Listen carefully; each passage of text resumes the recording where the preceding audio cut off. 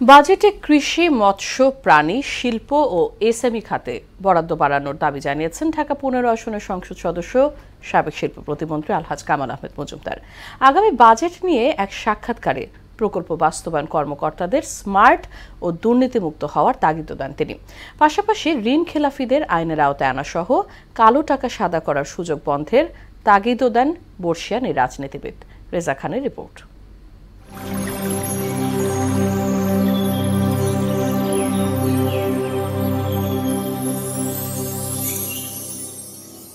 দেশকে খাদ্যে স্বয়ংসম্পূর্ণ করতে ধামরাইয়ের কুল্লার প্রত্যন্ত জনপদে এসএস অ্যাগ্রো কমপ্লেক্স নামে কৃষি খামার গড়ে তুলেছেন ঢাকা ১৫ আসনের সংসদ সদস্য আলহাজ কামাল আহমেদ মজুমদার।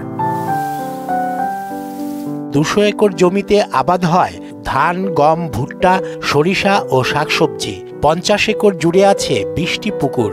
আগামী বাজেটে কৃষিখাত নিয়ে নিজের ভাবনার কথা জানান সাবেক এই শিল্প প্রতিমন্ত্রী।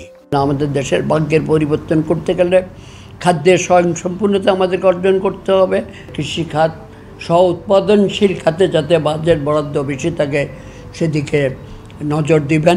কৃষিক্ষেত্রে আমাদেরকে ভর্তুকি দিতে হবে এবং মৎস্য প্রাণী সম্পদ খাতে বরাদ্দ থাকা উচিত।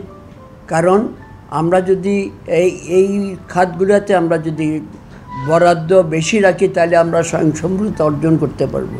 ২০০ হেক্টরেরও বেশি জমিতে নানা প্রজাতির দেশি বিদেশি গাছ, মশলা ও ফলদ বৃক্ষের বাগান আছে এই প্রকল্পে। ৫০ বিঘা জমি জুড়ে আছে ফুল, কাঠ, ঔষধি ও বিলুপ্তপ্রায় দেশীয় প্রজাতির গাছ। এসএমইকে আমাদের বেশি গুরুত্ব দিতে হবে। ক্ষুদ্র মাঝারি শিল্প যারা উদ্যোক্তা তাদেরকে ঋণের ব্যবস্থা করতে হবে। এসএস অ্যাগ্রো কমপ্লেক্সের খামারে পালিত গবাদি পশুর মাধ্যমে পূরণ হচ্ছে মাংস ও দুধের চাহিদা। এছাড়া ভেড়া, হরিণ, ময়ূর, রাজহাঁস, ঘোড়া ও পশু পাখিও পালন হচ্ছে এখানে। আমদানি নির্ভরশীল কমিয়ে আমাদের নিজস্ব উৎপাদন বৃদ্ধি করতে হবে। এই বাজেটে সেগুলি নির্দেশনা থাকতে হবে। আমরা যাতে নতুন নতুন শিল্প কারখানা স্থাপনের জন্য নিজেরাই যাতে যন্ত্রপাতি তৈরি করতে পারি। কামাল আহমেদ মজুমদার বলেন, উন্নয়ন প্রকল্প সঠিকভাবে বাস্তবায়নে প্রয়োজন স্মার্ট ও সৎ কর্মকর্তা। ঋণ খেলাপিদের ছাড় ও কালো টাকা সাদা করার সুযোগ না দেওয়ার দাবি জানান তিনি। বাজেটের আকার যতই বড় হোক, এই বাজেটগুলো বাস্তবায়ন করতে গেলে যারা বাস্তবায়িত করবেন তাদেরকে আগে স্মার্ট হতে হবে, দুর্নীতিমুক্ত হতে হবে। ডলারের যে অপব্যবহার সেটা রোধ করতে হবে। রিমিটেন্স যে পরিমাণে আসার কথা সেটিও আসে নেই। হুন্ডির মাধ্যমে আসছে, আবার হুন্ডির মাধ্যমে চলে যাচ্ছে সব টাকা।